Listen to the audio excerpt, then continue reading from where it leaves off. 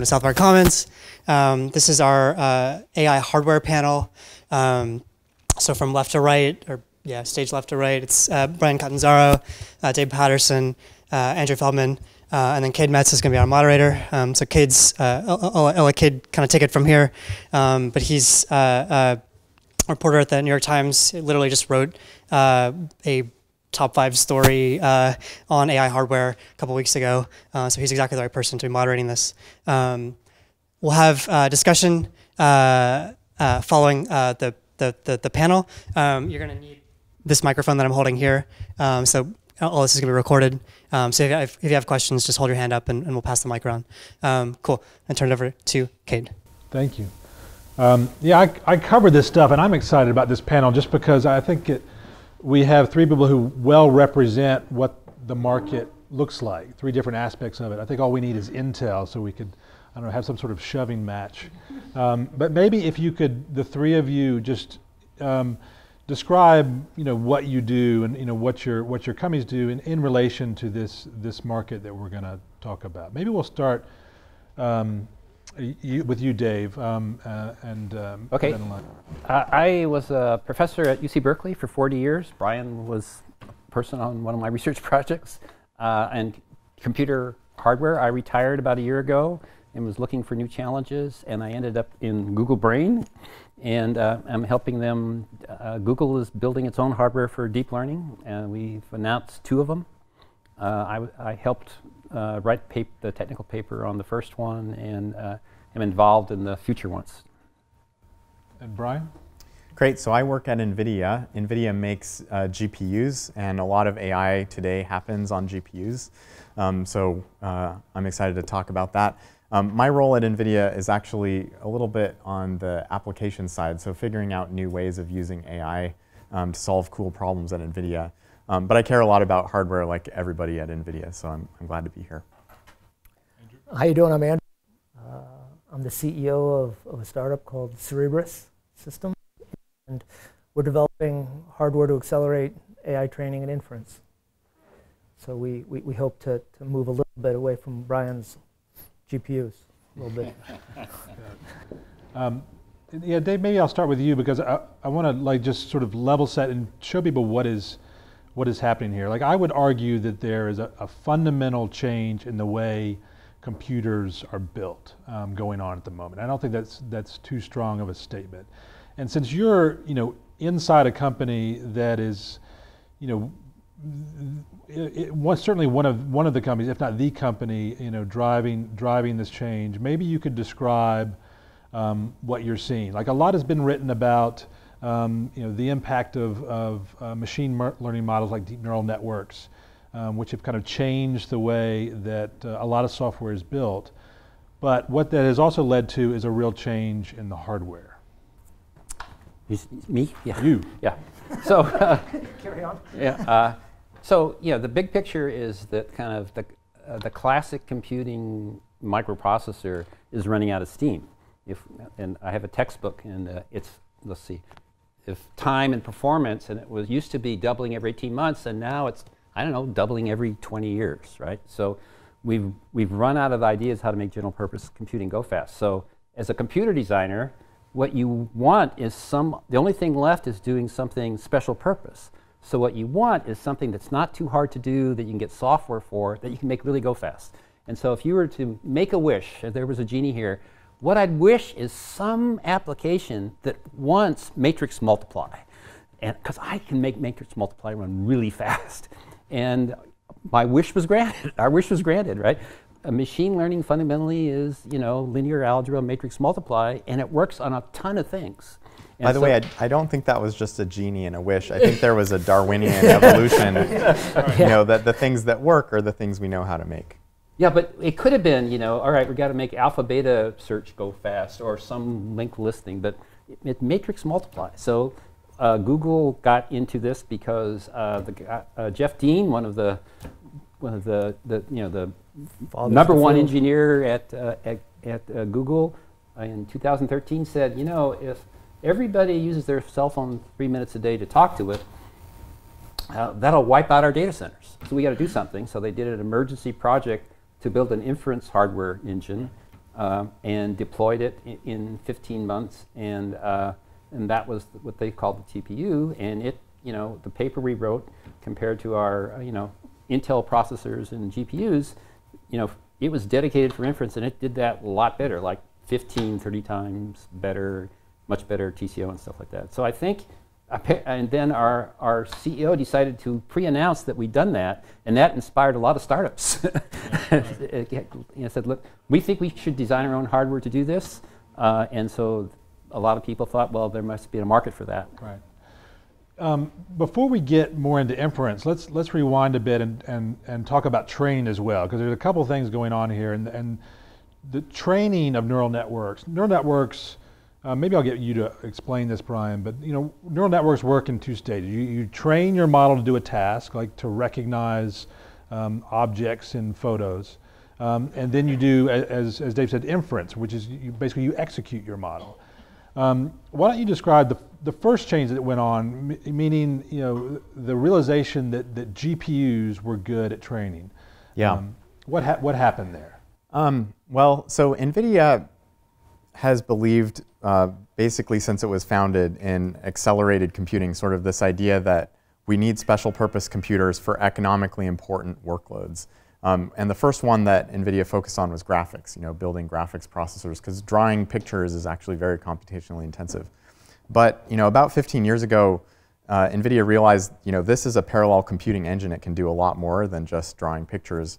And so they started developing basically all of the platform that's necessary to do general purpose parallel computing on a GPU. And today we call that CUDA. It was a pretty long period. I mean, it took, NVIDIA released CUDA, the first version, in 2006, right? So NVIDIA's been releasing continuously and improving this parallel computing platform since that time. When I was a grad student, actually, I was working on machine learning on parallel computing, and I wasn't working on deep learning because back then it wasn't actually very good. It didn't work yet. So there's a lot of other kinds of machine learning that people are looking at, a lot of search for what is the algorithm of the future, how is that algorithm going to map onto the parallel computing platforms of the future.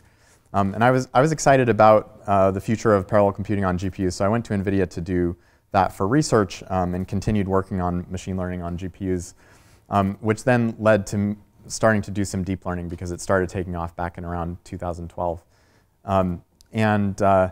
I guess the rest is history. So Alex Krzyzewski wrote the famous ImageNet paper that basically made this huge leap in image classification accuracy about that time. Google also started work on speech recognition using deep learning, which was really shocking how good it was. So the whole industry kind of moved away from sort of a sea of many different algorithms for machine learning to applying deep learning. And it turns out that deep learning is a good fit for GPUs. Like Dave said, it's very computationally intensive. So training a neural net on a large data set can take like exaflops worth of work. So exa is 10 to the 18, so that's like a billion. But days or weeks, right? So it can take days or weeks using a lot of processors if you have a big data set. And a lot of the problems we're trying to solve are societally important problems like speech recognition or self-driving cars. These problems merit that kind of investment. So we have really large data sets, we have really large needs to make the most accurate models possible, and that was a good fit for GPUs. Now, NVIDIA has been very consistent that the future is all about parallel computing and trying to build a platform for parallel computing. It wasn't until deep learning came around, I think, that NVIDIA found the right application to really make that investment in parallel computing take off, right? And so nowadays, the whole company is focused on AI. That's pretty much all that we do is think about AI. The whole company has changed focus. And so now when we're thinking about accelerated computing, and our mission is figure out an economically important workload and make an accelerator that targets that workload that's general enough to have a big market, but specific enough to have like a pretty big acceleration potential. We're all in on AI. So that's kind of how I see it. Well, one other thing I wanted to ask you, because you were at Baidu as well, so you saw how these chips were used from the very beginning. one of the ways I think about it is that if you're a company like that, or Google or Facebook, and you're training neural networks, there's a lot of trial and error. Like, you want a vast farm of these GPUs, because as you're trying to figure out the best way to build your model, you're basically running experiments across that hardware, right? Yeah. Is that a big part of it? Yeah, it's great. There was a fascinating story a couple months ago about how many of the cloud computing providers like Amazon, Microsoft, and Google ran out of GPUs in the week before the NIPS conference deadline, because all of the researchers around the world were engaged in this process of trial and error, right? So the way that training goes, you have some hypotheses. I mean, it's research, right? So you don't know exactly what the answer is. You have some hypotheses, like maybe if I added a new kind of layer, that would help, or maybe if I changed the learning rate schedule, that would help, or maybe if I augmented my data set in this way, or if I threw out this part of the data set because I think it's kind of low quality and it's confusing the training. So you generate all these ideas as you search for a model that's going to perform well on the task at hand. And that process of search, that's what a researcher does every day. And so having access to lots of computational resources helps you make that search go faster. There's in two major ways. One is that you shorten the latency of idea generation, because as you test a model, test a hypothesis, you learn something. Either you were right or you were wrong, or you figure out you don't know and you need to do some other thing to figure it out. Then you have to code that up, and then you have to actually spend the time to train. And like Dave was saying, that can be a long time, right? It can be days or weeks to actually train. And so the more computational resources you have, the quicker that you can go around that circle, generate new ideas, and make progress towards solving the problem that you're interested in. So it's important. So that's the first way, is it shortens the latency. And then the second way is sort of just the parallelism, right? Like, every researcher can juggle a few experiments at a time. Usually you want a lab that's working together on a single problem. So that means that you have multiple researchers, each juggling multiple experiments, each using a lot of processors. Then that really drives the need for big compute. And kind of one of the reasons why it's been such a great project for NVIDIA to be involved in this, because demand for our GPUs is through the roof. I mean, we're printing them as fast as we can, and people need them. We can't make them fast enough, so it's good. Yeah, I think the need for AI is growing. The demand for AI is going faster than Moore's law, just after Moore's law went kaput. Right.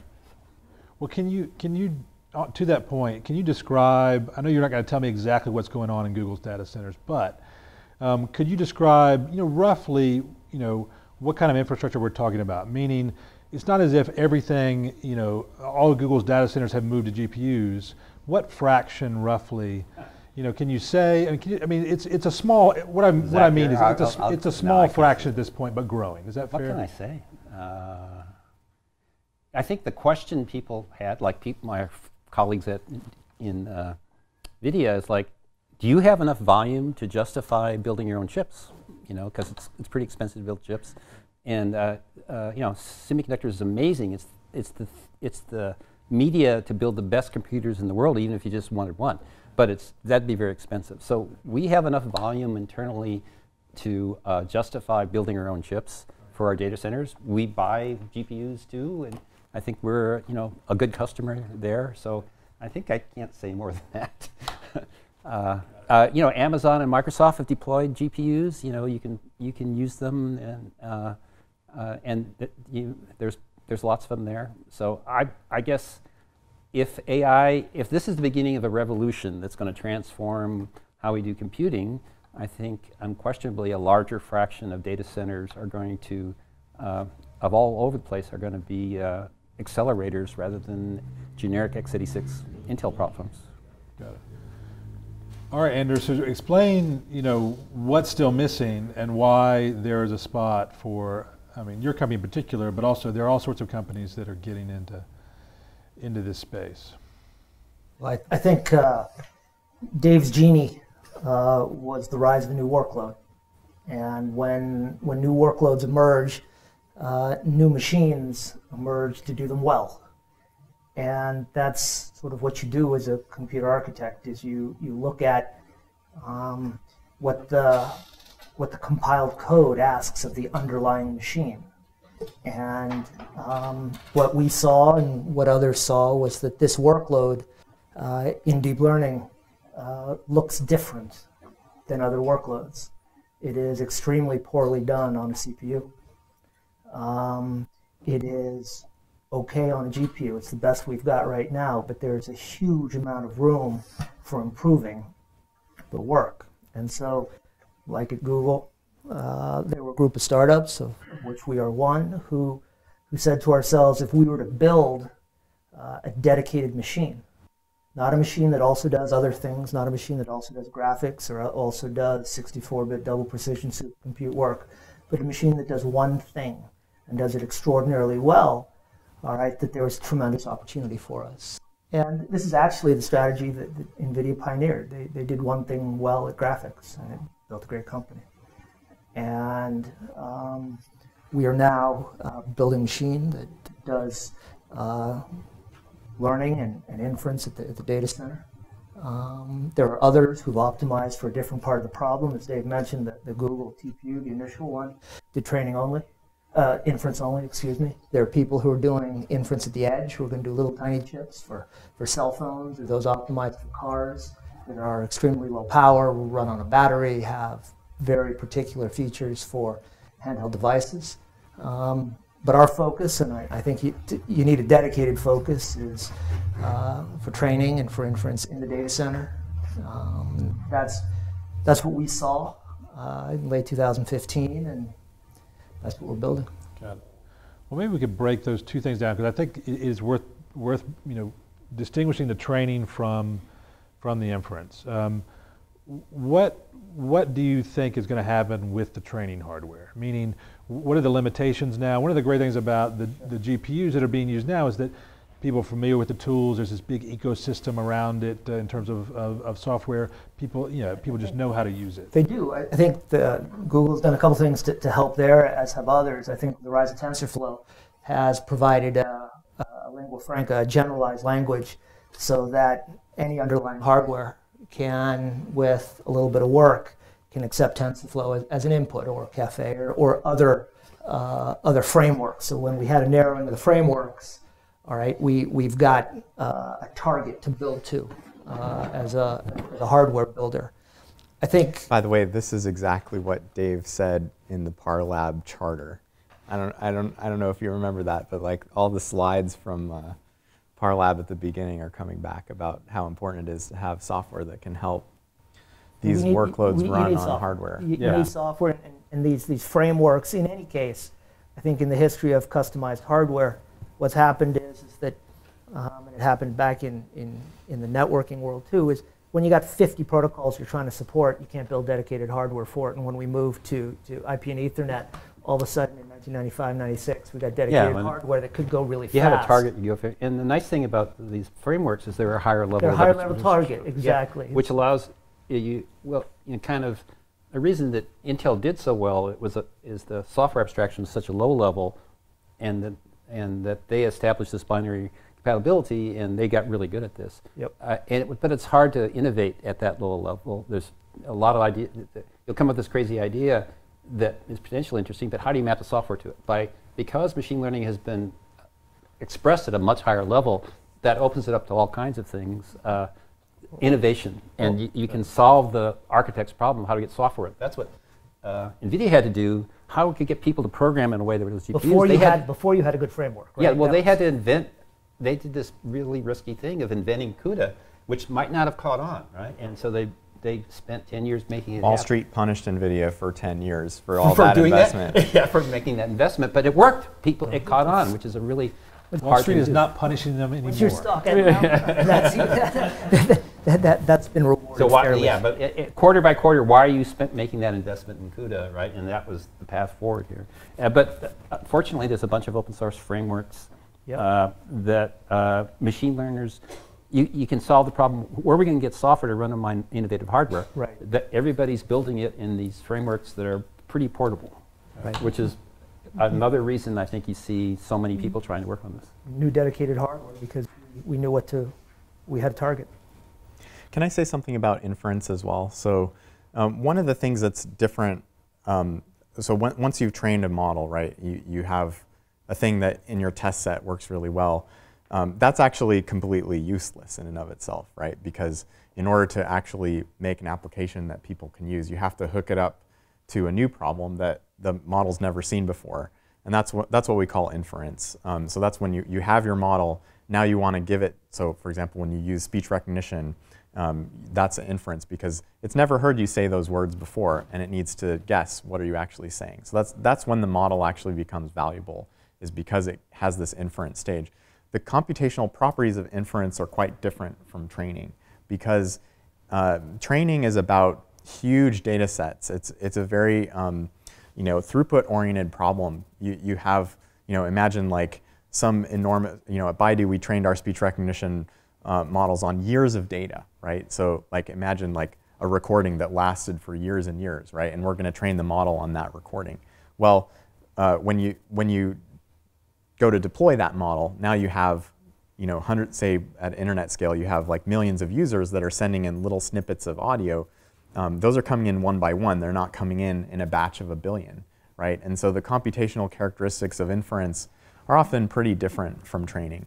That's not to say that they always have to be different, but that's one of the reasons why we're having this discussion and we keep differentiating between the two, is because they're not the same workload. And they occur in different places. Right. Right. You like to do inference at the edge, at the phone, in the car, at the GoPro. You'd like to do it very close to where action is being taken.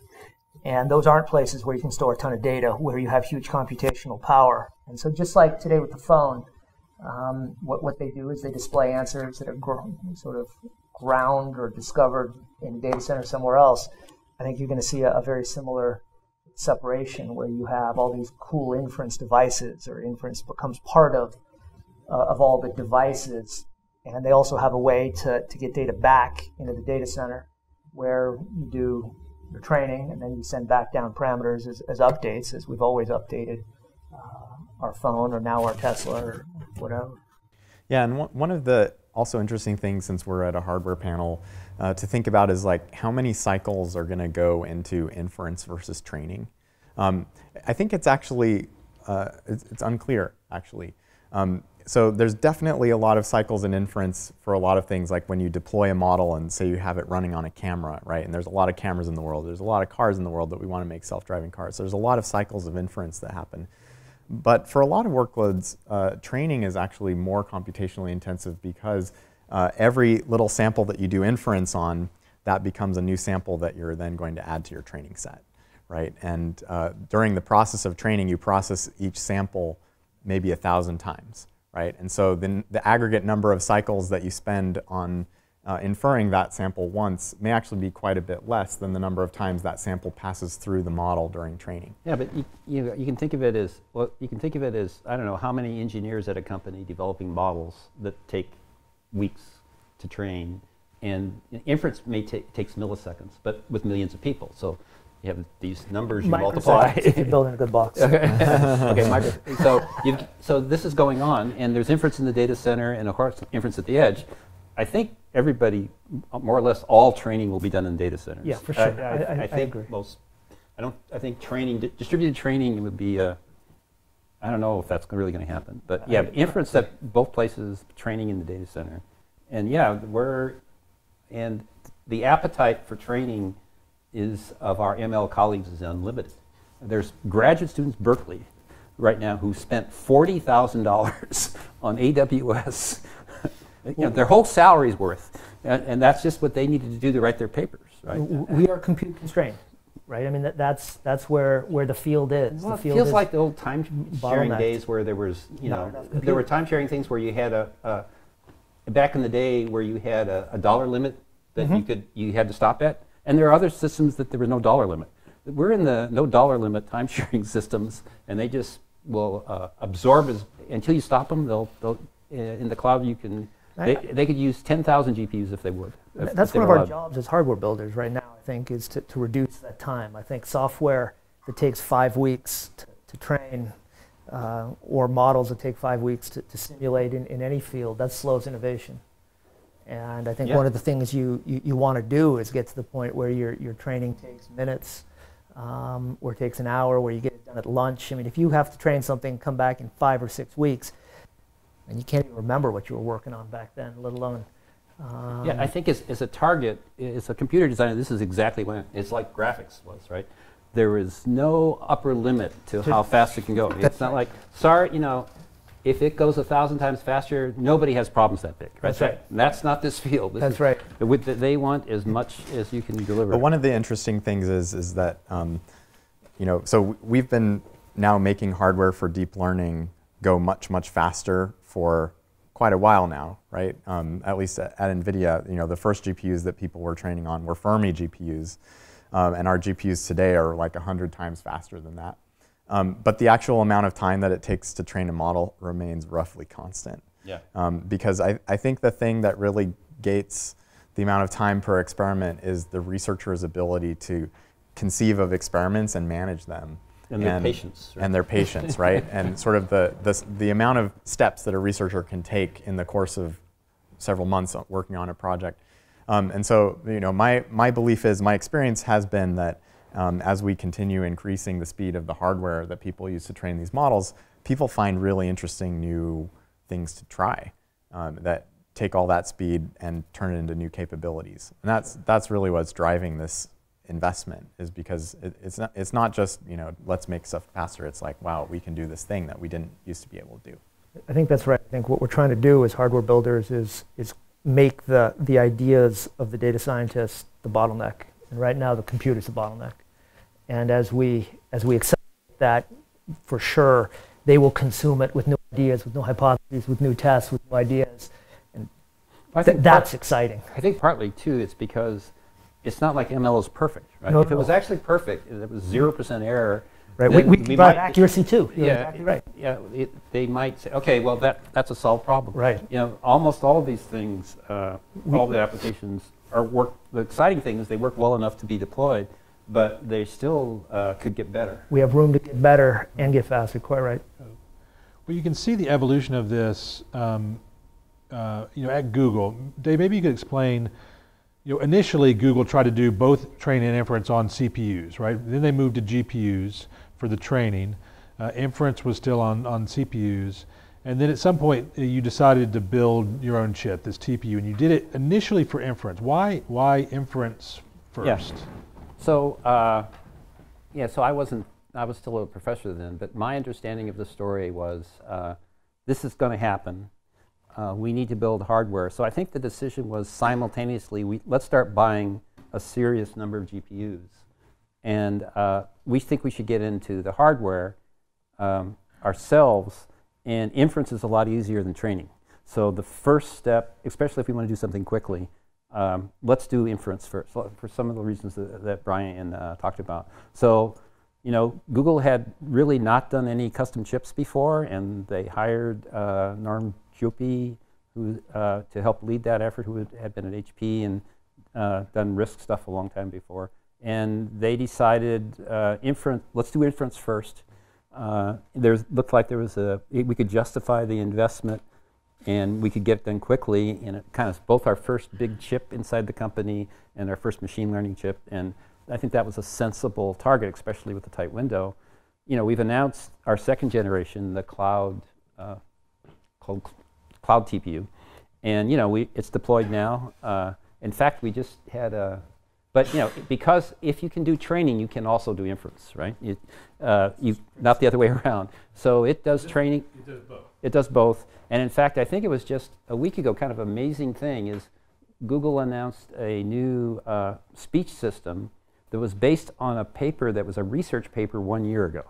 So there's this idea of WaveNet, which is you could get people to imitate a human voice by training on human voice information, which seems like impossible. That was a research paper a year ago, but it was like 100 or 1,000 times too slow, but you could get these really accurate results. So Google engineers working with those people deployed this on the second generation TPU, and they released it last week, and you listen to it, and because it's using convolutional neural networking based on these wave models to do more accurate speech than the other non-neural way to do it. It sounds great. Have you listened to it? Oh yeah. And it's multilingual. It's not just English. And you listen to it, and it sounds like there's a person speaking to you. The other way they do it is basically getting an actor to say all these sounds, and then they concatenate them all together, and it sounds pretty good. But this sounds like a person talking. But it went from research paper that appeared in some of these conferences to being able to be deployed in 12 months, and it's just amazing that all those it just kind of illustrates how fast this field is moving. That something that would go from a paper to a product on the accelerated hardware, and I have this hypothesis that let's say machine learning is going like this on CPUs, right?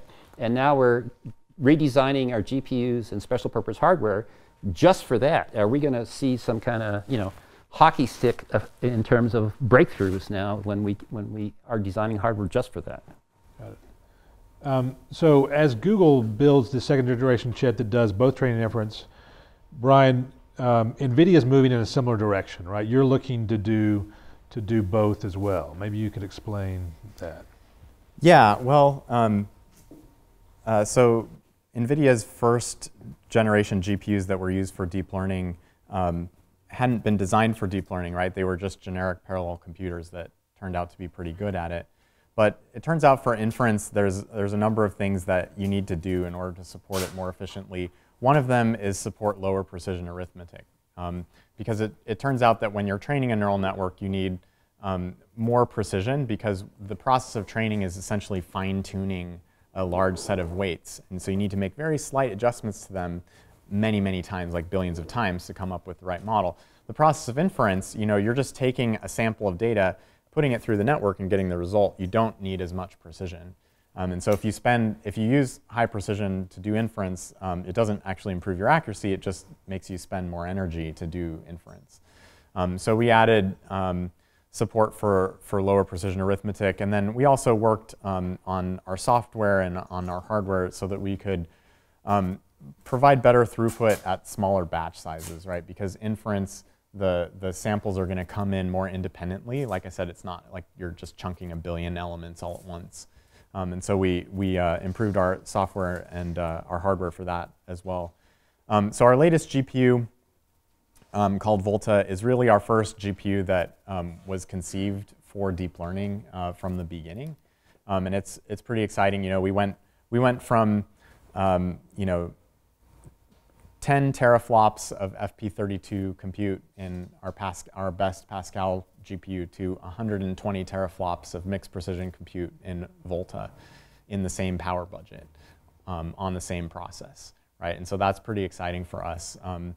And we have been able to show that for a lot of inference workloads, you can replace like 100 CPU servers with one Volta GPU. And when you can do that, think of all of the other things you're reducing: the cooling costs, the wiring costs for all of the Ethernet cables, and it's just dramatically better to have a much more efficient, purpose-built piece of hardware to do these kinds of workloads. And we're also really excited about self-driving cars. So yesterday we announced our Drive PX Pegasus, which is a self-driving car platform that is going to have 320 teraops in a power budget that fits easily inside of a car. So we're pushing throughput. That's inference, obviously, right? So you're training the data center for your models, and then you put them in the car, and you do inference on the car. Yeah. So we're incredibly excited to make a thing that's like 320 teraops in the trunk of your car. That used to be like a whole rack of machines, or many racks of CPUs to get to 320 teraops, and now it's going to be a thing the size of a license plate that sits in your trunk. Got it. But Andrew, maybe you could also talk about one of the issues here is that when you're doing this massively parallel training, you're sending lots of data between these chips, right? So a lot of this is going to be, as we look forward, a lot of this is going to be about how we can get all that data between the chips as well, right? Right. I think one of the things that have been touched on is the size and the complexity of the data requirements for training these models. And one of the fundamental challenges is communicating both on the chip, off the chip to memory, if that's the way your architecture handles it, and across chips themselves, because you take a tremendous performance drop when you leave a chip in an effort to go to another chip. And so there are that's an opportunity that's out there for those of us who are building custom silicon to vastly improve performance is by thinking very carefully about the communication structure. If you look at the photos that Google put forward of their TPU2 pod, you see IBM sort of cables everywhere. That was one of the solutions. Those are not IBM cables. They're not IBM cables. All right, they're not. They're this colors, right? They're red, yellow, green. My mistake. They're Google Brain cables. Yes. And that's a communication problem. And I think as we think about doing bigger and bigger pieces of work, the challenges of communicating across chips is a larger and larger part. This is a communication-constrained workload. And as we do, this is particularly in training, you're going to see architectures that try different approaches to solving this problem. Well, when I was a graduate student, I supported myself at an aerospace company, and I built what was called a Wafer Scale computer, which was... When were you a graduate student? Remind us. 40 years ago. Remind us. Was that 1960? No, not 60. 70? Early 70s. 72. Okay. And what scale was the geometry? But as far as I knew, I was the only person who ever worked on a wafer scale computer. I've heard rumors that a wafer scale computer is you build chips kind of like a pizza, and you put all these layers on it, and you chop them up into pieces, and those are the chips, right? But you kind of like, why do you do that? Why don't you just keep it all as one wafer and just cook it up that way? So I've heard rumors that some startups are thinking about bringing back wafer scale computing. Well, what do you think of that idea? What do I think of that idea? I think the following. I think that not a lot that failed in 1973 ought not to be tried again. Okay. I think is the truth. I think that if we look... I wasn't suggesting it was a bad idea. If we look carefully at a collection of different technologies that failed first time round, I think you might try virtualization, which is now pretty important to us.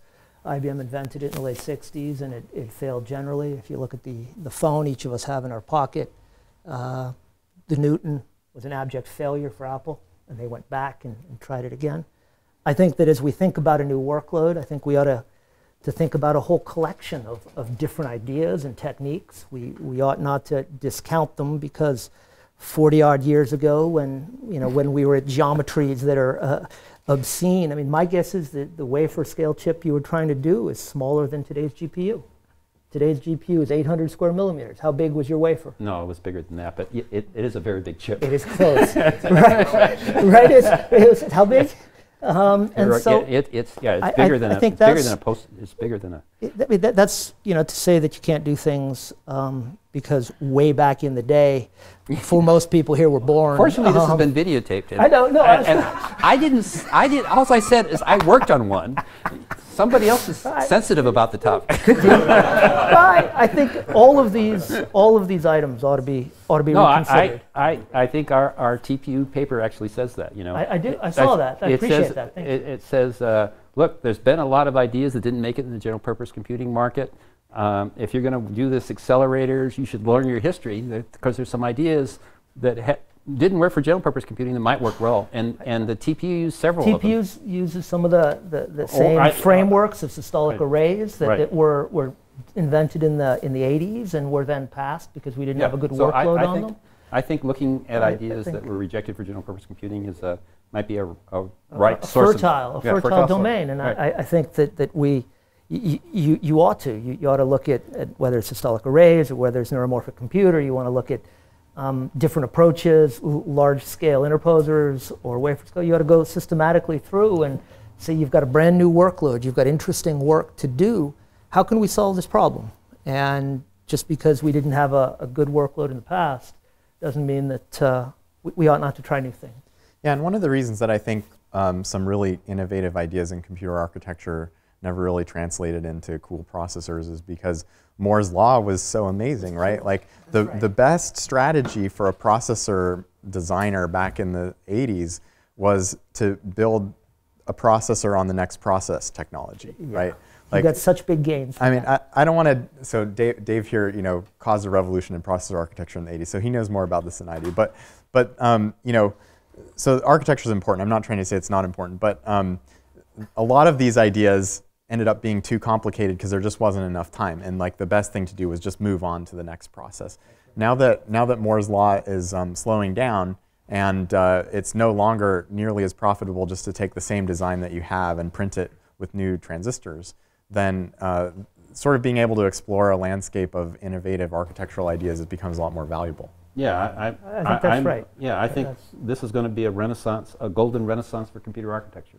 And we've needed one, haven't we? Yeah. Well, I mean, no, it's true. We've been stuck for. Well, while printing the old design, the new technology worked, there was no little commercial wrong. There was nothing. It wasn't very interesting, but it was commercially it made a lot of sense.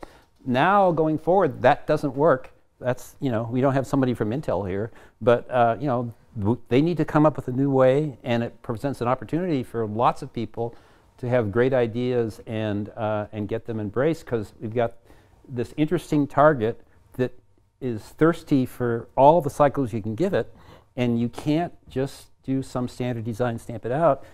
Imagination word, and so Google, NVIDIA, Intel, and then a ton of startups and researchers are exploring this whole giant space, and we're going to.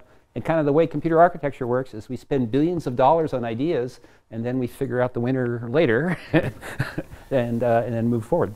And one of the things that means, if you've got all these people working on this, not only is the architecture going to change, but the business of computer hardware changes, right? We have all these, it used to be a pretty monolithic thing, for a long time, and now we have all these players. Maybe Andrew, because you're a startup, maybe you could explain why there are so many startups here. I mean, one reason, if you go all the way down to the basis of it, is it's pretty easy to do an inference chip, right? I think there are a couple of reasons. One is historically, when there's a large new workload, there have been many winners. And that's why venture has backed on the rise of a big new workload. We think about NVIDIA, we forget about ATI and S3 and all these others that were very successful. There's like at least 20 different GPU companies that succeeded in the early 2000s. Did they succeed? NVIDIA, I thought NVIDIA wiped them out one at a time, or they acquired them. Maybe NVIDIA acquired them. Well, NVIDIA acquired only a very few of them. Okay. Mostly we just defeated them. They defeated some, and others got returned money and made their employees wealthy through acquisition. I mean, I think that's part of what we're trying to do here. And so I think you've got this new workload, and you've got people with interesting ideas. You got venture capitalists who can look back and see there's a history. I think that the hardware space generally was starved for 10 or 15 years in venture, as venture firms sort of were enamored with a software, a SaaS, and you'd talk to them and they'd think that hardware, that software didn't need hardware, you just put it on a VM. And so we sort of swung back in a perfect storm, where we have a workload, where we have interest among the venture community, we have vast customer demand. And that's something that, it's important to remember that AI failed in the 80s, it failed in the 90s, it failed in the 2000s. I don't know if it failed. I would say that Google. I would say that Google made AI into a product in the 2000s. I mean, and I don't know. Search, you mean? Search is an AI problem, right? And this type of learning that we're talking about. Well, deep learning didn't become popular until later, but yeah. The first set of companies, after they solved the set of problems around credit card fraud, there was nothing else. There was no big set of wins. And I think what changed is there became a sucking sound from customers. It came first from academics and companies in the 80s, 90s, and 2000s. And now what's happened is there's this tremendous sucking sound, not just from the likes of Google and Facebook and Amazon and all these others, but in the self-driving car guys, in anybody who has satellite footage. There's this demand, this sucking sound for solving these problems. I mean, we made photography, we made saving thousands of images free. And this has driven this sort of demand. So you had sort of a new workload, you had a history of success, you have demand on the customer side. And that's a nice storm for a collection of different companies to say, look, we can do a whole lot better than the current state of the world. Now, how about Intel? You know, by my count, Intel has purchased 4 companies that play in this area, spending, I mean, billions and billions of dollars on these companies. Clearly, they see where things are moving. How do you guys see that playing out? Intel's not here to defend itself, but maybe we well, can it's you know, speculate. it's crossing the chasm, right? It's the here's this new opportunity. It's a company that's incredibly good at manufacturing. I mean, that's, I think, their strength, and really good at designing general-purpose processors. They acquire these new guys that come into this long-time culture, and what's going to happen, right? Are they going to get, you know, absorbed, or are they going to be given some leading role? You know, it's hard. It's hard for small companies to go into big companies and change big companies, I think. I think they're historically acquiring has been a skill. And Cisco had it for a while where they acquired and were able to bring in and bring to market technology from small companies. I think not all companies can successfully acquire. They can kill you with love, they can kill you with neglect, they can kill you with the weight of process that like you've never seen before. And it's an open question about whether they will be able to absorb these different ideas, some of which went fundamentally against, as Dave said, sort of their ethos, which was one of general purpose processing, right? And that was, and Moore's law. So that combination, general purpose processing, and if it's not fast enough now, we'll make it faster in a year and a half. That combination sort of, that's the essence, part of the essence of that company. And where there was specialization in GPUs, in switching silicon, they've fared much, much less well. Yeah, and then, you know, and thinking that, you know, I see 3 tracks going forward in kind of the cloud computing space. There's Google gives up what it's doing and just buys everything from Intel and NVIDIA. There's we stay on where the current track, well, what we've done recently is buy CPUs from Intel and GPUs for NVIDIA and build our own learning hardware. And then there's, you know, there's benefits of integration, of putting everything on the chip. And so the Googles of the world could decide, well, you know, we can do our own accelerators, and it's not that hard to do general purpose processors. We'll do that too. Those are 3 paths going forward that I think, you know, Amazon and Microsoft and Google and surely some maybe companies like Baidu have enough volume to make that decision, right? And I don't know which way this is going to go. You really think you might build your own general purpose processor? Well, it's not that. That's not, you know, that's not rocket science. Right. There's my other yeah, I think Actually. I think the deep learning stuff is much more difficult to figure out what to do than. Well, and there's a lot of great processors that can be licensed. Like or Dave, licensed, yeah. Dave, are you working with Sci5? I'm on their advisory board. Yeah, so Sci5 is this Berkeley startup. I have some friends working at it that they have a really cool RISC-V processor that they have a bunch of different implementations of, some faster than others, and it's generally available. It's easy to license. You know, I think general purpose processors are going to become commoditized in some sense. You saw Microsoft announce with ARM and Azure. I mean, there's a whole bunch of different ways to go at this cat. Yeah, the thing he's talking about is called RISC-V. It's the 5th Berkeley project, but it's a new idea and it's an open architecture. It's like Linux is an open operating system, and so rather than it's tied to an individual company, all kinds of companies can build them and compete. I think it's going to be a big deal. You know, I think it'll be, and it's going to have the opportunity for people to either sell their own proprietary ones or make open versions that people can improve and iterate. But yeah, I think, especially since Intel has stopped getting better, right? But the first part of it was the plateauing. So if Intel processors are going to stay where they are, and there's this big community that's collaborating, cooperating, and designing processors, I could imagine that catching up, you know.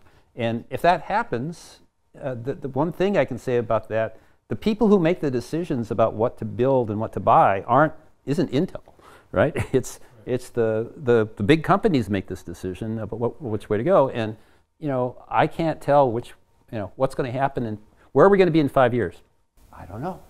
But all this is good news for you, meaning Google, because you have options, right? It's not like where you had just Intel you had to buy from before.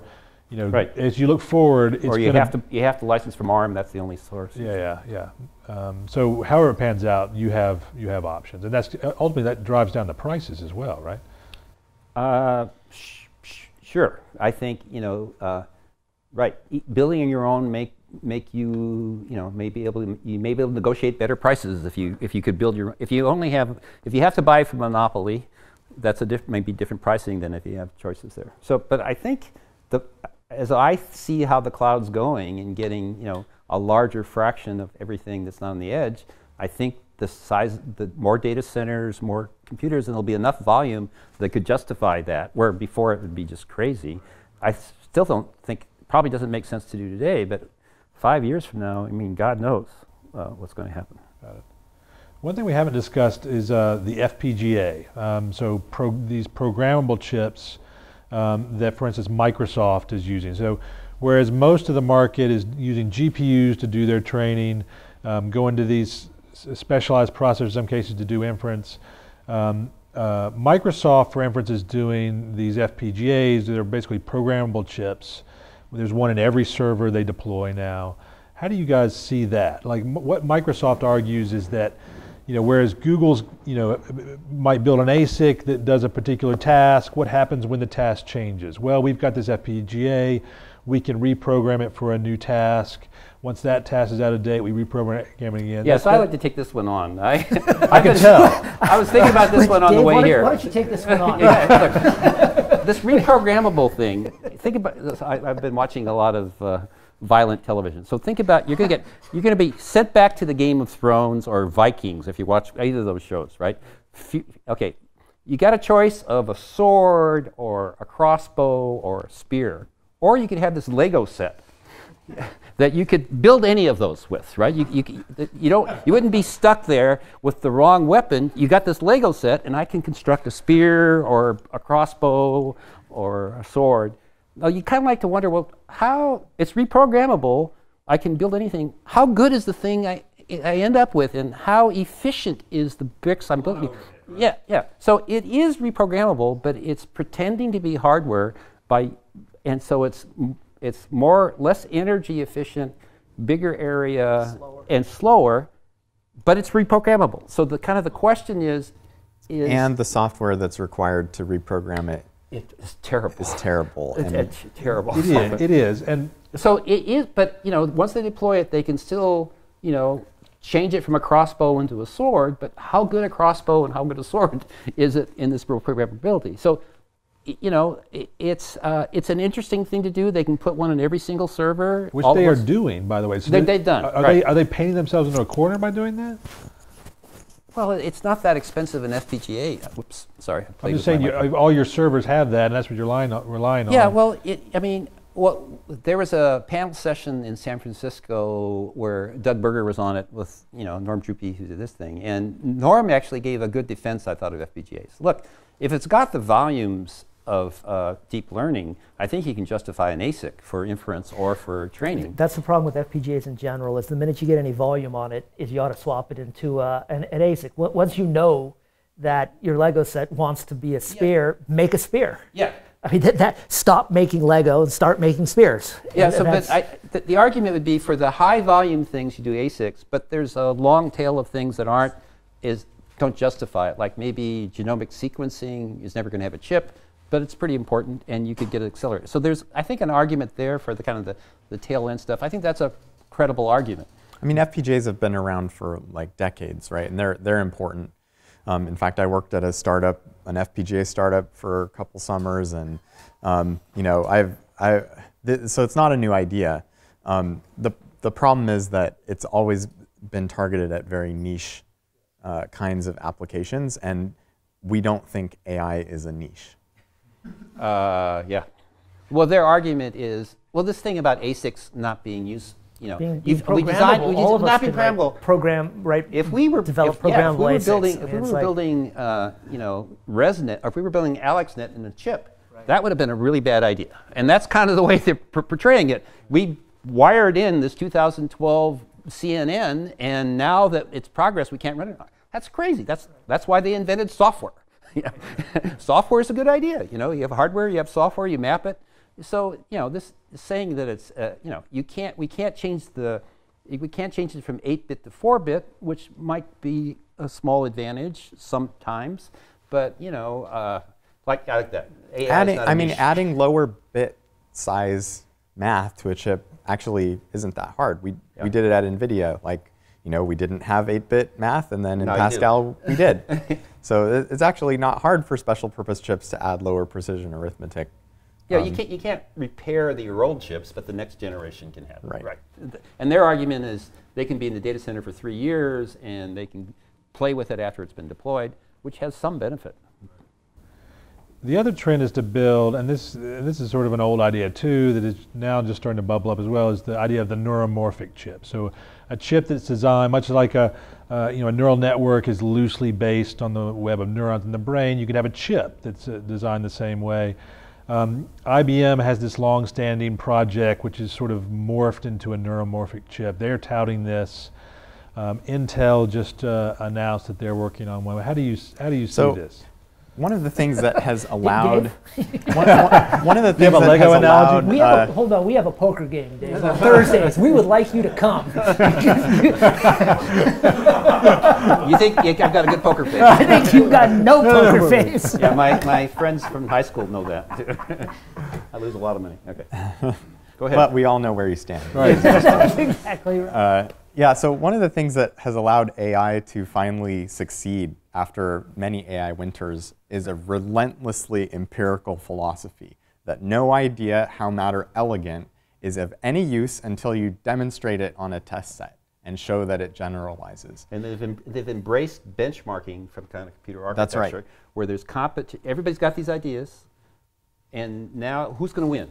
That was a huge step forward. That's a huge step. That's like only in the last decade they went from, hey, I've got a new image algorithm. Here's my picture.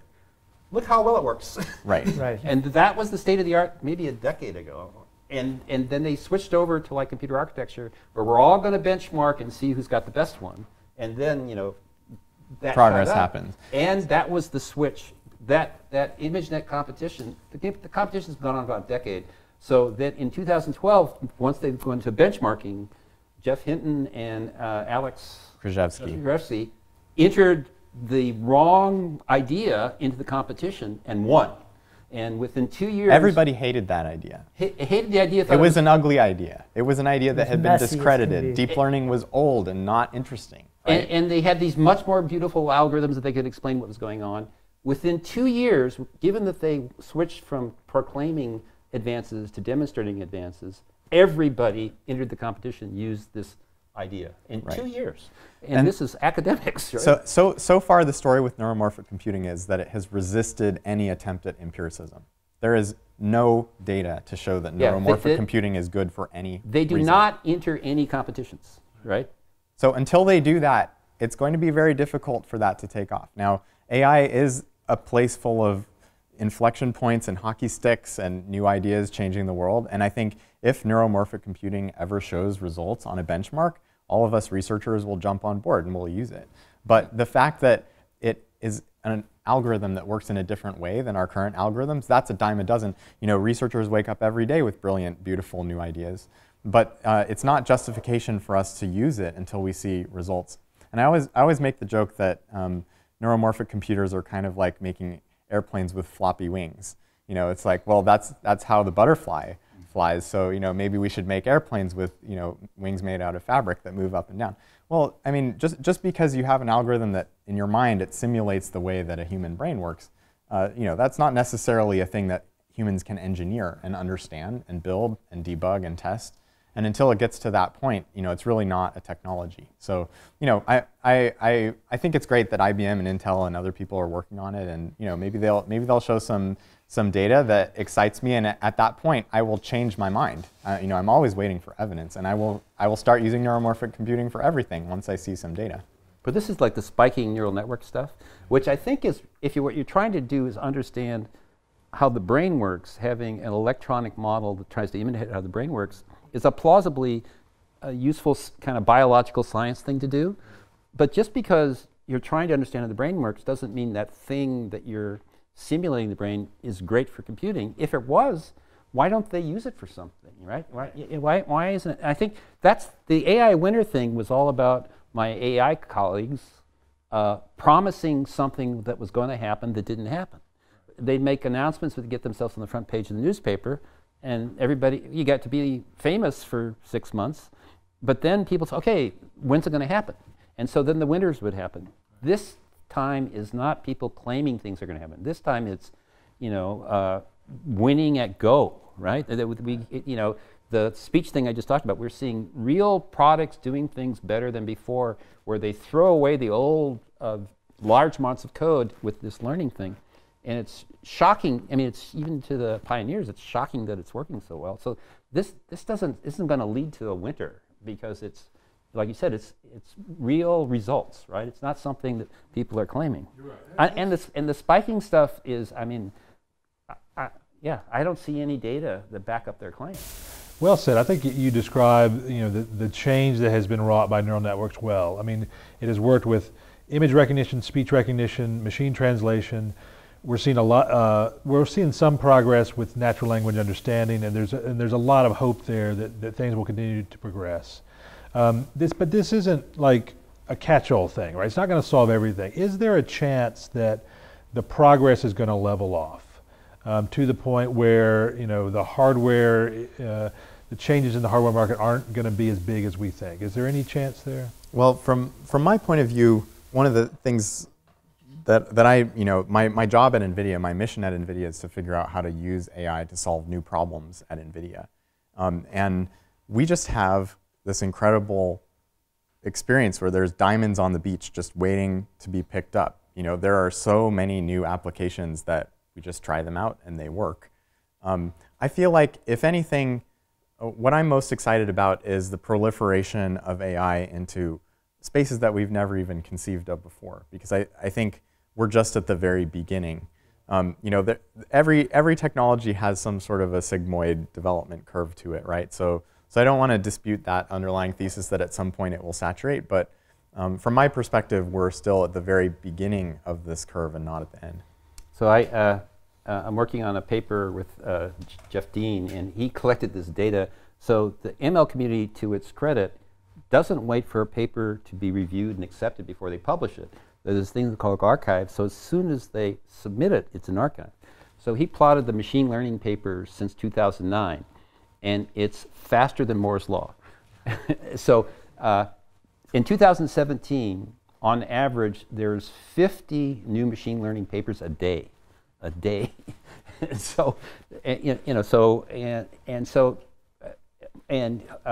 of in the academic computing cycles, apparently the most exciting session at any any architecture, academic field, theory, computer architecture, programming language, is that field in machine learning. That gets the biggest attendance, everybody's there. So we're going to have this huge intellectual investment in machine learning over the next 5 years of trying to see how far it goes. So how far it goes, and as our performance increases, we get better at it. We find more diamonds. I mean, training goes faster, machines go fast, or in the same patience period, they can explore a much larger space. Or find more diamonds. Yeah, so it'd be shocking if there's not, if this just all ends up in nothing in the next couple of years, nobody finds any other great ideas. It's just hard to imagine. You make another good point that it's not just about internet services, it's about healthcare. We mentioned driverless cars, stock trading. You can go on down the line. This sort of pattern recognition can help. Robotics. Robotics. You keep. It's a very big list. Right. If you look even further down the road, like the other weird thing that's happening is there is this sudden renewed interest in quantum computing. And people say, this is what's happening now. Eventually we'll reach a wall here. People talk about, Moore's law. Does that eventually hit, the types of processors we're building here? How far does this go, and at what point do you need, the next step? Or is it too early to even think about that? Quantum computing is not. You're not going to have a quantum computing iPhone, all right? Quantum computing is this. Can solve some very narrow problems that people didn't think you could solve, particularly cryptography things. And so what they're hoping for Google and Microsoft and some companies have some employees that are working on this. But my understanding, what they're hoping for is to compute something that can't be done on a general purpose computer, but it's not an important calculation. It just can't be computed, right? So that. And so far that hasn't happened yet. Yeah, they're still working on that. So this is certainly in the next 5 to 10 years. I don't think the GPU or the special purpose machine or the Google TPU has anything to worry about from quantum computers for this work. Yeah, and I think if I don't think it's a scalable technology. I mean, I can't imagine a data center running at 20 millikelvin. Like, can you imagine the high priests of liquid helium? It's just not a thing that you can make industrial. I just don't believe. It's got to be, and then I'm pretty confident everybody here thinks we can, since we're just figuring out how to build what the best machine learning thing is, at a time when the field itself is changing incredibly fast, there's a lot of headroom. We will look back and laugh at how slow the processors were of 2017 as, oh my God, how did anybody get their work done then, right? So there's, now, and I think it's gonna be a long time before everybody agrees the right way to do it, and it's just whatever the technology can do, there's very little open to do. There's all kinds of ideas being tried, and I think it's gonna get much faster than Moore's Law will get better over the next 5 years from a lot of sources. So I don't see why we would give up on it, right? Oh, okay, that's it. Quantum computing is there. If we ran into a wall, maybe, and even then, I don't know that quantum computing would be the choice. Will deliver, right? Yeah. Maybe we can open it up to the audience for questions. If anybody has any. I'm working on trying to predict things about AI progress, and so I think about hardware a lot, and something I'd love to hear kind of from you guys is, what kind of gains you expect, say maybe that you think are the average outcomes of performance control will get, say in 5 and 10 years if you controlled for cost, like performance over cost, which I think is mostly going to be in flops. I guess Dave talked about a 15 to 30x gain with 15 months work on the first TPU. I think that's certainly achievable for many cycles. So you extend that out 15 to 30x for the next 15 months, and you do that 4 or 5 times without any trouble. Does anyone have another? I'm not going to top that one. Yeah. So you see that as at the high end. You might. I think I'm go transforming from an academic who freely projects about the future to a person who works for a company. Well, tell us. I'm interested in Google's view. Not allowed to, can't announce. Is not allowed to participate in panels and announce future products as part of my panel participation. So one estimate was plenty. Yeah, I mean I think it'll rapid expansion, but I don't know how to quantify that. So I don't want to. The next 15 months or 2 years would be easier to just make a guess about. I for the same reason, I don't want to actually talk about numbers, but but I can make an observation, right? That we're still getting more transistors. So Moore's Law, especially as understood through the lens of single-threaded CPU performance, has slowed down quite a bit. But we are still getting more transistors. TSMC just announced they're building a 3-nanometer fab, which is going to cost $20 billion. So it's right? One of the most expensive things that humankind has ever devised. But we have to do better than the square root of 2, right?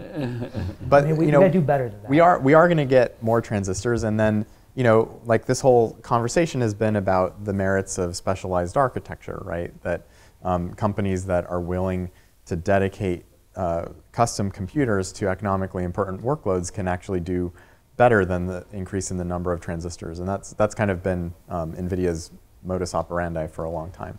So we're definitely not done. We're pretty excited about the future. And in a world where the transistors are coming onto your plate at a slower rate, the value of better architecture, of differentiated, that's a great point. Hardware becomes greater, because now companies that know how to bend those transistors to their will in the most tailored way have the opportunity to make a real impact. I have a question about power, actually. So each of you represents a system that is remarkably more power efficient than racks and racks of CPUs to accomplish these machine learning problems. But I hear estimates that the human brain runs on something like 20 watts, roughly what it takes to power a refrigerator light bulb. And so, as amazing as all this progress is that you've been describing, do you think we're missing something? Are we eventually going to look back and say, this is ridiculous? I was actually thinking about this today, of all things. So I think the human is, in terms of computing efficiency, is remarkable. But that doesn't mean that we won't be able to use much less efficient hardware to outperform a human being. You know, suppose it's, oh my God, it's going to take megawatts and you know, racks of equipment to outperform a human being. You know, the human being in terms of energy efficiency is going to be really great. You know, in terms of the dollars per human being, though, I don't. How's this all going to turn out, right? You have to pay. You have to feed them, give them a salary, all that stuff, right? So if you just do the energy efficiency of the brain, that sounds phenomenal, but you know, the OpEx for a human being is pretty high. So it's had hundreds of millions of years to evolve that chemistry, right? Yeah. We've had 60 years to build computers. But suppose you know, how bad will that be? I mean, will it matter? Will the energy efficiency matter if, you know, the dollars per, you know, inference or something is useful inference is better? The human beings also don't need as much data, right?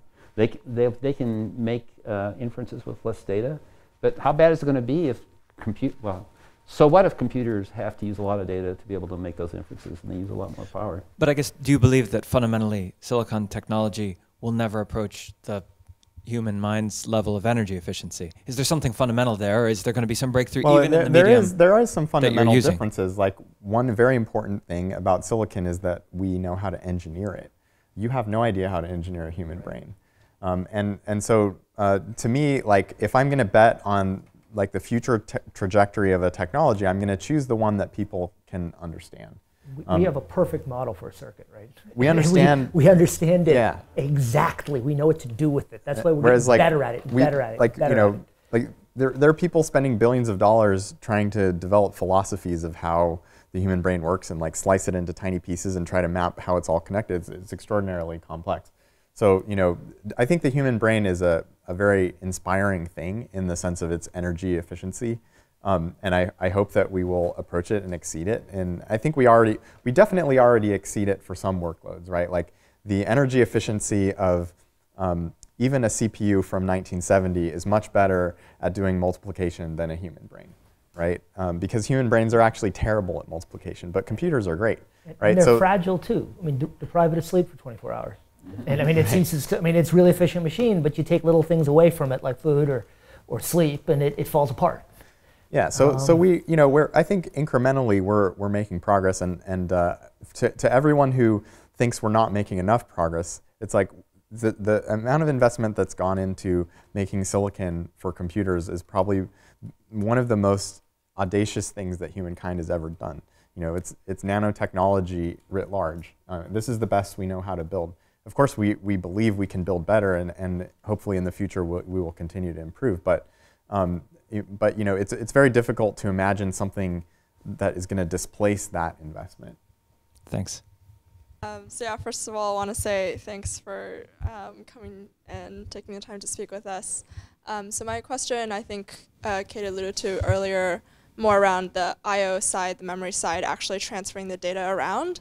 So I have two main concerns here with, you know, not just focused on faster compute, but also one, do you see that running into any problems in terms of actually having models converge if we move to, you know, more distributed architecture or a completely new type of hardware? It's a problem that I, you know, ran into kind of recently. And then secondly, not just on the computer architecture side, but do you also see progress on the memory side, the I/O side, you know, maybe like flash memory, that type of thing, in terms of those bottlenecks of moving data I'll take the second question. I think what you don't want to do when you architect a computer system is move the bottleneck upstream, right? That's a failure. You now have a very fast engine and you've got a very narrow road to drive it on, and that's not helpful at In all. fact, Dave Patterson taught me that as an undergrad. Did he? And I got his book, and it had this thing called Amdahl's Law written in it. And so I think, ironically, we will drive the demand for big training sets, will drive demand for flash storage arrays, for 100 gigabit Ethernet, for a vast number of bigger pipes to feed our machines and our clusters and our different types of hardware, for sure. And those changes will be worked on sort of all the way to the data. I mean, through the full stack, because if you want to get the performance, it's no good if just the computer's doing it and you can't feed it. Yeah, and I'd add on to that, like, you know, this is an area of active research, I think, for everybody who's working on hardware for AI. We're pretty excited at NVIDIA with Volta. You know, we have 300 gigabytes per second of I/O links from our GPU to other GPUs and to IBM CPUs that have integrated our NVLink onto the CPU itself. We think that's pretty amazing. Like 300 gigabytes per second of I/O, we think is one of the fastest I/O processors that the world's ever seen. And you know, we back that up with a lot of memory bandwidth as well. You know, our Volta has almost a terabyte per second of memory bandwidth to the DRAM. So these systems issues are really important, and I think in the future we're going to see continued investment. The one sort of caveat that I wanted to say to this glowing story is that, you know, some things scale better than others. And Dave started out talking about the genie of matrix multiplication. The reason why matrix multiplication is so great is because it's compute bound, right? And because transistors scale better than wires. That's just a fundamental fact. Like, it's harder to move data around today than it is to do computation on it. And that's something that I think is going to be true for the foreseeable future. So it's never going to be an easy problem. Like, I don't think that I/O and storage are going to be sort of erased as a problem that computer architects worry about. I think they're going to be with us, but I also think there's a lot of interesting things we can do to address them, and the companies that are building hardware for this know that and are working on it. One cautionary thing is the DRAM technology itself could be running into the end of life.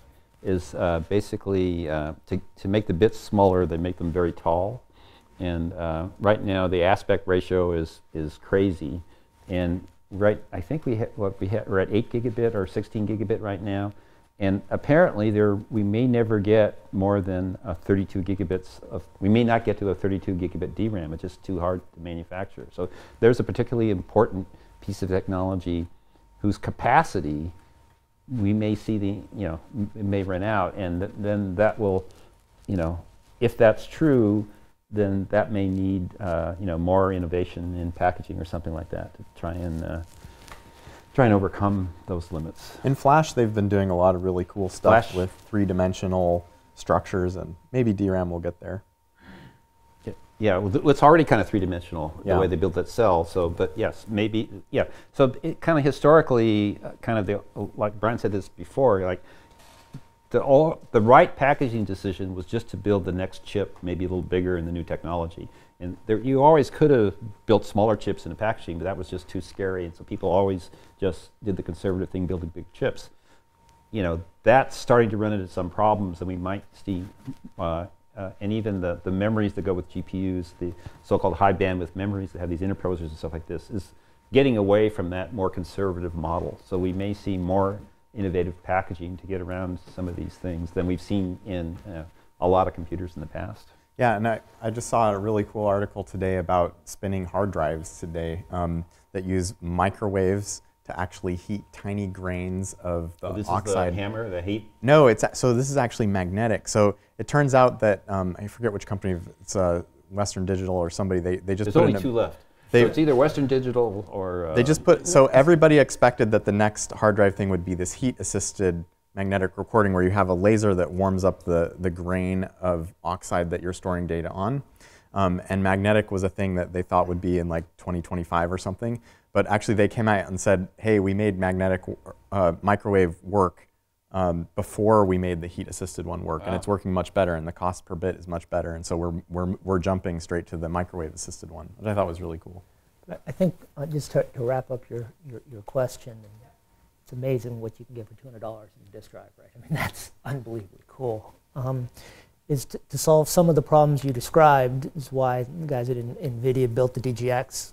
They built a system to help solve some of those problems. Why they built, guys at Google built a cluster, right? Called a pod. A pod. Yeah. It's a cluster. It's not two. It's a cluster. I'd get a B. Yeah, in your class, B minus. Or you build a system. I mean, those are techniques you use to help control some of those challenges, exactly the challenges you described.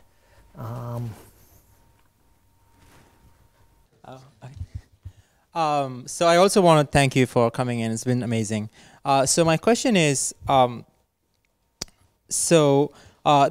nice thing about general purpose computing and Intel and that whole thing is was it kind of made computing commoditized and kind of democratic access to computing, right?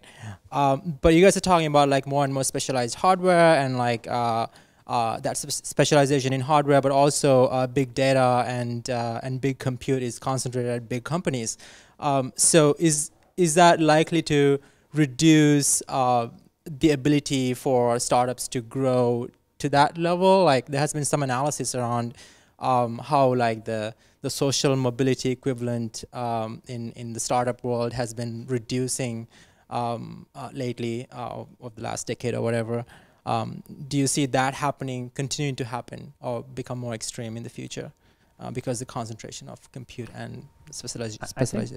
I think all, let's see, everyone up here is associated with companies that want to sell hardware to the cloud, right? So Google has its own cloud, probably will just only sell to Google Cloud. But these guys sell to every cloud provider. So if it were the case that Google, that Google had this technology and kept it to itself, and it was actually better than others, that would be a disadvantage. But that's not the plan, right? It's available for sale in the Google Cloud. All the GPUs are for sale in Amazon and Azure. Surely, it would be great if these companies bought these and put them in the cloud. So I think as far as I think, everything's going to be in the cloud. The data sets might be harder to come by, but I don't think there'd be a hardware disadvantage. I do think that compute is a moat for some of these models. Like the amount, I heard some estimate that just training one of the Google neural machine translation models is like, I don't know. I mean, if you just multiply out the GPU time for several weeks on a whole bunch of GPUs, it's a significant investment just to train one model. And so I do think that Compute's the moat of the data. I think that the data is the bigger moat, but I do think that having access to compute resources is really important in the era of AI, and I do think that big companies are going to try to use that to defend against startups. So there's been somewhat of a lot of hype around GraphCore, and I think also other non-von Neumann architecture specialized hardware companies are coming out of the woodworks in terms of how they're actually allowing new kinds of computation to be done. Specifically, like sparse computations are really bad on a GPU, and so that's not true. Yes, so there are ways that you can bend over backward not true. and make it work anyway. There's like the GPU is a programmable processor. I mean, people have been doing sparse matrix stuff on GPUs since 2007. At the same they do it, but it's quite hard to program. Well, I mean, sparse is never going to be the same performance as dense. You have to carry around indices, right? So it's never going to be the same performance. Only as if dense. you're a wide vector SIMD machine. I mean, only if you have indices do you have to carry around indices, which every sparse matrix does. So my question is, what kinds of new computation could you do with a non-dense architecture if you were looking for something like that? What kind of headroom would you see compared to like a GPU, for example? I think this touches on what Dave said, right? Non-von Neumann architectures have been studied at length over the past 40 or 50 years. I think what we have now is a situation where we've got a new workload and we ought to explore this whole collection of different techniques. And non-von Neumann has some advantages. It doesn't have traditional load and store. It doesn't do many of the things that general purpose CPU does. And I think there's tremendous opportunity for architectures, whether it's a non-von Neumann architecture, whether it's a data flow architecture, whether it's stochastic arrays, systolic arrays, excuse me. All of these are techniques to try and attack this new work. And I think sparse matrix work is something that's sort of been neglected because it's hard, it's very time consuming on GPUs. And this is a tremendous opportunity for us. There are a whole lot of problems that can be modeled with additional sparsity. And there are a lot of gains that can be by adding sparsity to your model. So I think Brian's right in that all the work done today has been done on GPU. And but in the future, I'd like to think we can do all sorts of new things. And that's a domain that we'd very much like to open up. Yeah, and from what I've seen, given machine learning is so popular, everybody's good at doing machine learning.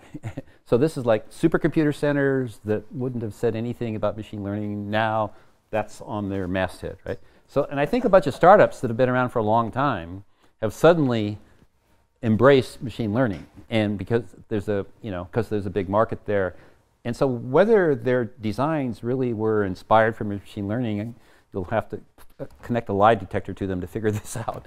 But kind of in computer architecture, as I said, our history is we get all these people to invest a lot of time and energy and try all their ideas, and then we run benchmarks and see what happens, right? So there's a lot of, these non-traditional architectures have all interesting philosophical principles on them. How are they going to run, right? Let's run some benchmarks. So we, like the neuromorphic stuff, right? That they can have their own little universe, but until they play with everybody else, we're not going to know how good they are, and we'll find out. And for startups, they not only have to get all the architecture stuff right, but they have to execute and deliver and all those things. And I'm sure there's been many startups that had great ideas, but they didn't figure out as a company how to make things that are reliable that people could use. So I think a year or so from now, that's been true for big companies too. What? That's been true for big companies too.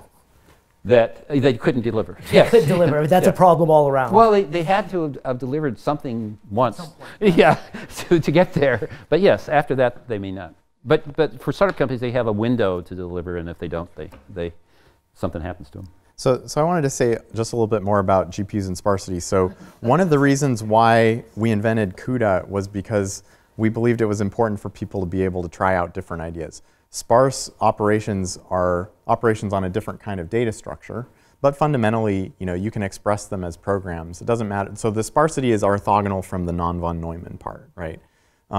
So in fact, there's been a lot of work doing sparse things on GPUs. I published a paper in 2009 with a sparse eigensolver on GPUs. It's QSparse. There's a library that NVIDIA produces that does really well on sparse workloads. So if sparse operations become important to AI, we will find out on a programmable processor first, because that's where the experiments will be done. And then if, as Dave said, sparse operations start winning on benchmarks, then as we customize the hardware for the workloads, that's what accelerated computing means, then we'll continue to make them faster. But this, you also, you mentioned a little bit about the hype from startups. You have to be a little bit critical. They haven't shown data yet of any kind, right? Whereas, when I talk about running sparse computations on a GPU, that's a thing that any of you can measure tonight, right? And so you can double check. You can verify what I'm talking about. It's real. It's tangible. So so we'll see. But I definitely am a little sensitive about this point that GPUs aren't good at sparse things, because that's not actually true. Sparse things are bandwidth bound. They have a different data structure than dense things. But GPUs have a lot of bandwidth, it turns out. GPUs have a lot of parallelism. You need that for sparse workloads. So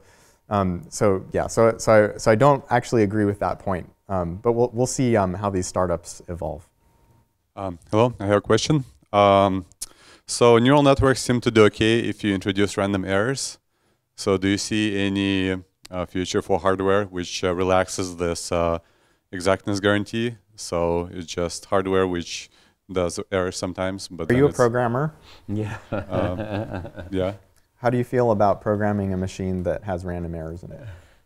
I mean, I don't like it, but in neural networks we even put random errors like dropout. Yeah, but that's different. It's controlled. Yeah. And actually, like, you'd be surprised how many times dropout has caused experiments to go wrong. Because if you don't control for it, you know, for example, when you do inference, if you don't remember, oh yeah, I had dropout turned on, you get the wrong answer. I just feel like this area, this is, you know, when I was a graduate student, I took a course where you studied analog computers.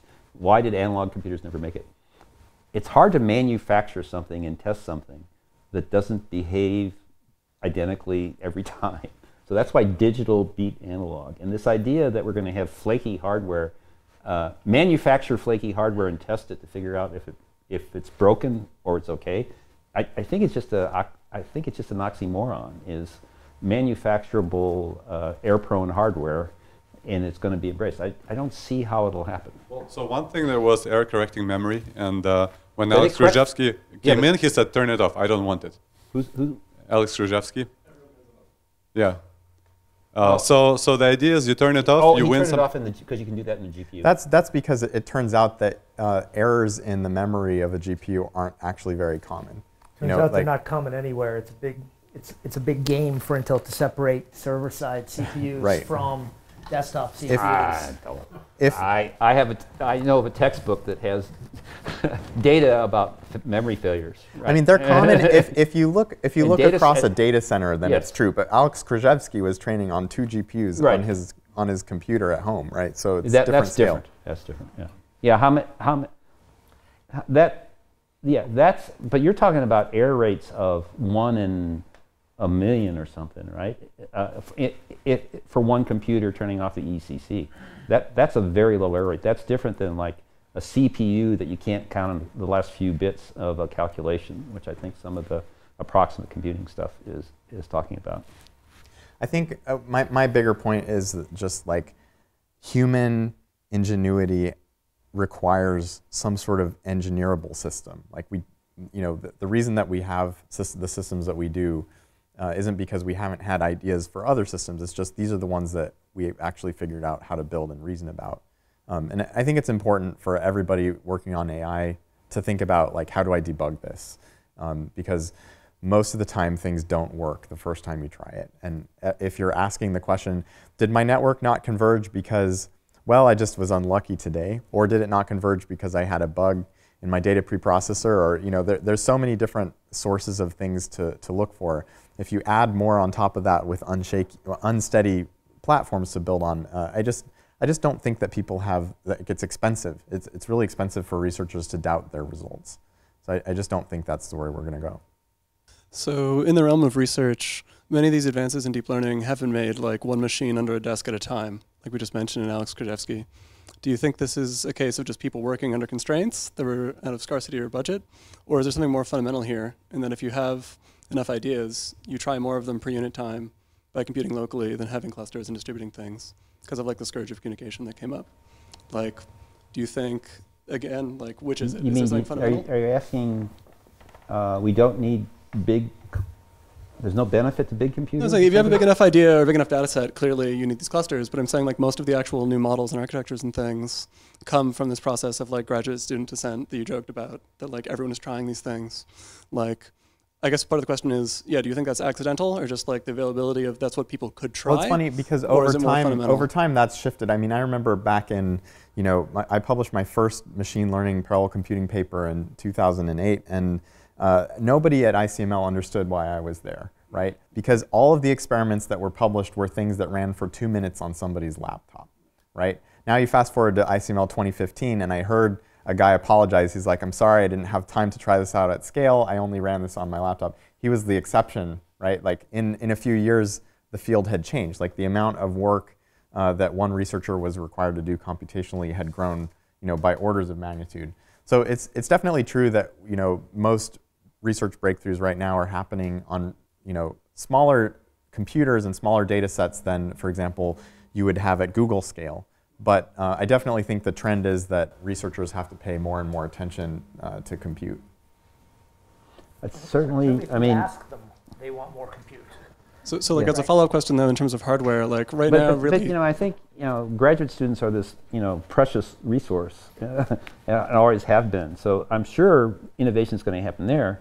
But I wonder if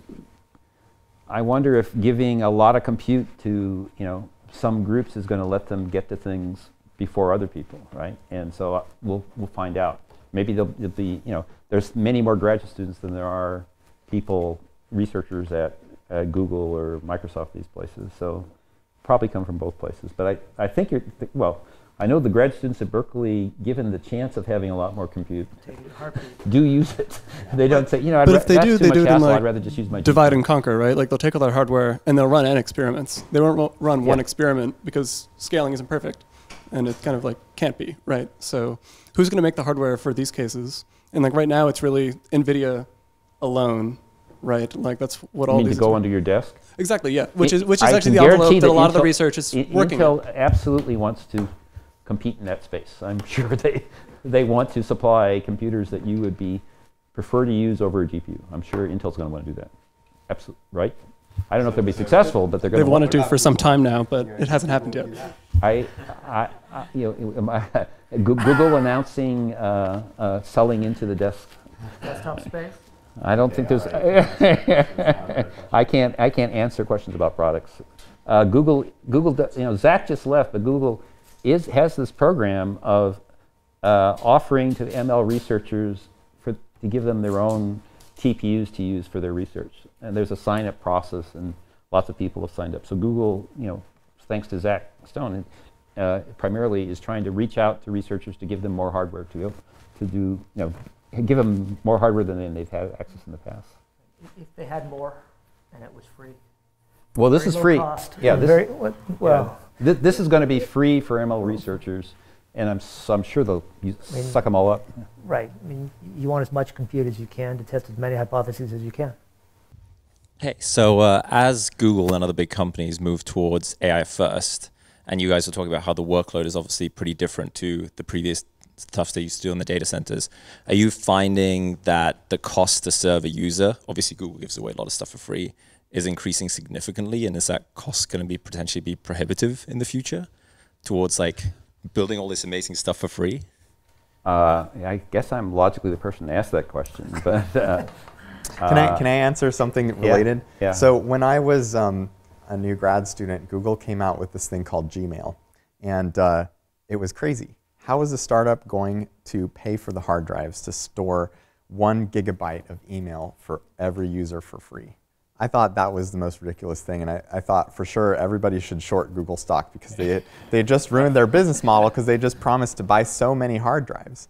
Now the value of my entire life recorded in my Gmail account is a lot, right? Like, I mean, that was a great investment that Google made. The value of the hard drives is far, far smaller than the value of the things that that Google knows about me and everybody else who uses Gmail now.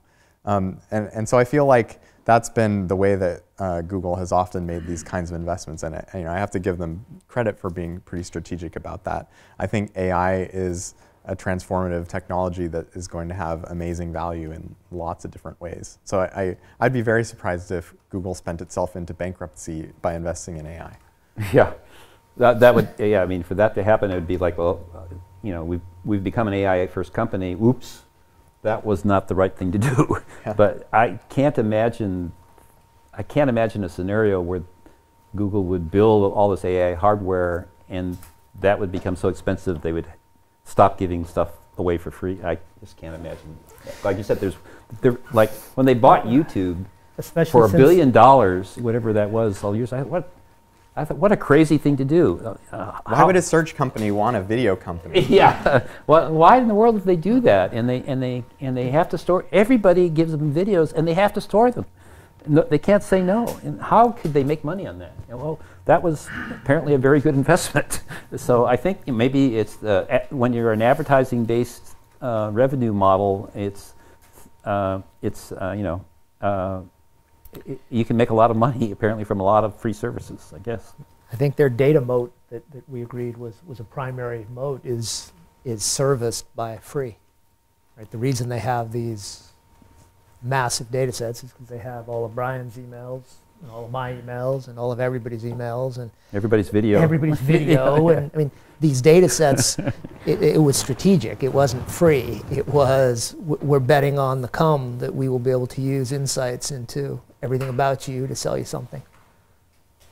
Two-ish more questions. Okay. So if you guys think about the future, projecting out maybe 2 or 3 generations of these kind of generic tricks to make matrix multiplication faster and sort of architect around generic networks, do you think we're going to end up in a place where all the inference chips specialize by domain and are a little bit more verticalized once they're out in the world and are in every device and are low cost and everywhere? We'll have to make them more domain specific.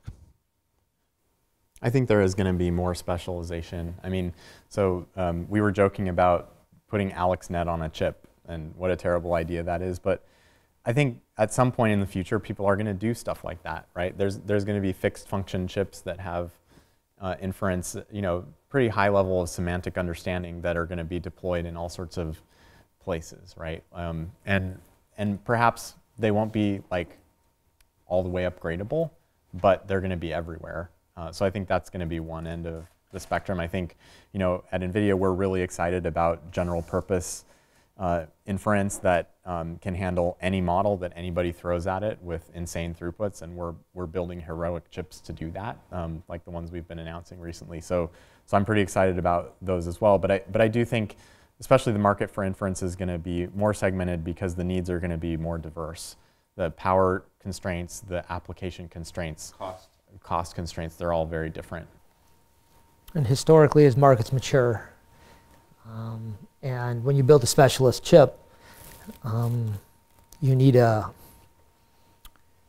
resource landscape that's deep. Right? When you build a generalist chip, you've got a large number of different workloads. When you build a specialist chip, you need a resource landscape that's deep. During sort of maturation process, you can identify a particular, you want an inference chip for a satellite. It doesn't need to do general purpose. It's only got images, right? And so then you can specialize again and again and again for a very particular purpose, and then you can shed any excess baggage you might have for other things that you don't need. And so I think that's sort of the history of maturation in markets. Do you think there will be some larger blend of software and hardware when we understand more about how some of these networks work internally? And I think we're all doing some form of software hardware co-design right now. I don't think accelerated computing makes sense without software. I mean, far more people at NVIDIA write software than make hardware. We're all thinking about that every day. Yeah, and especially in the algorithms are changing so fast. Right now, it's like this 50 papers a day, and if the idea you could come out with ideas that are tremendously better in accuracy or in performance than what was the state of the art just last month. It'd be, I guess, if you do if you have a narrow enough problem, you can do it in a custom chip, and it has enough volume, then why worry about upgrade? I guess is the argument. At some point, I think that'll happen. Yeah. I guess I'm asking whether we'll see some of those sub-problems emerge that we've solved so well and sort of stamp them out into hardware components in any near future sense? Or? It could, with the Internet of Things and specialized devices, who knows? There's a lot to be said for programmability, right? Software and programmability, fixing bugs, changing interfaces and stuff. That kind of von Neumann model has proved to be pretty effective, but it's hard to say what won't happen. Yeah, well, and there's a lot of stuff happening that we don't know the details of. At least I don't. Like, for example, Apple is talking about the iPhone 10, and it has this really cool face unlock thing, and they talked about their Bionic A11 processor that had a neural network accelerator on it. They haven't actually told us how programmable that is or what kinds of things it does. I'm super curious about that. I think over time we'll see like little embedded neural network processors everywhere, or little blocks of IP. Or right? Little blocks of IP. That get sucked into SoCs. Yeah.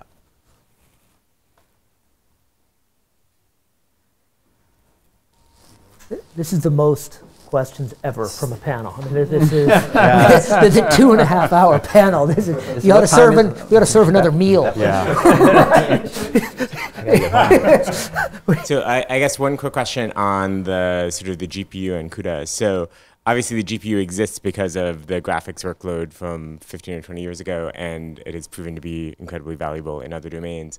I feel like one of the and it has been beneficial that both sort of GPU and CUDA have been able to serve multiple workloads and kind of amortize the development costs across HPC and ML and the like. I think one of the criticisms often lobbed at the GPU is that it will need to like obviously there are a bunch of people that are doing ML specific hardware, and that to really be best in class, you kind of need to fork the GPU design and fork CUDA. And so I'm curious your thoughts on the tenability of continuing to serve multiple workloads versus one of the very interesting things about graphics, you know, sort of the reason that GPUs exist is that they're now all about compute. So this week I saw a tweet from one of the lead developers at id, you know, the game studio house that makes like shooters and stuff. And they benchmarked that on their most recent game that they haven't released yet, 80% of the frame time is spent doing general purpose compute. You know, only 20% is actually being spent on graphics. So, you know, NVIDIA invented CUDA, and all of the graphics frameworks have things now that are inspired by CUDA. So there's Vulkan has Vulkan compute shaders, and DirectX has DirectX compute shaders. They're very similar in capabilities and spirit to CUDA. And that's what's actually doing most of the work in graphics these days. So the amount of special purpose hardware and, you know, focus that a GPU has changed over the years. You know, when it started out, it was a very fixed function device designed just for drawing triangles. Now it's a throughput-oriented computer. So NVIDIA's perspective is that there's actually not that much special about graphics because graphics has become compute. And also just we're all in on AI. You know, like we are incredibly excited about being able to contribute to the future of AI. We think that's a super important thing for humanity, and we're just so excited to be part of that. And we're investing huge amounts of resources to make that happen. And Bill Daly, one of his colleagues, was quoted as saying that a subsetted GPU that left out of the graphics wouldn't actually be all that cheaper because you can't turn on all the transistors all the time anyway, so you're somewhat energy bound. So it wouldn't be very different it wouldn't be much less expensive if you got rid of the graphic stuff, is what Bill said. I think that's right. It would be if you could power it. You just kept the power. Can't, yeah, you're power limited. I mean, he kept the power limit, but if yeah, the power limit means you can't turn it all on at once. If you're power limited, then you're power limited. Okay. That was awesome.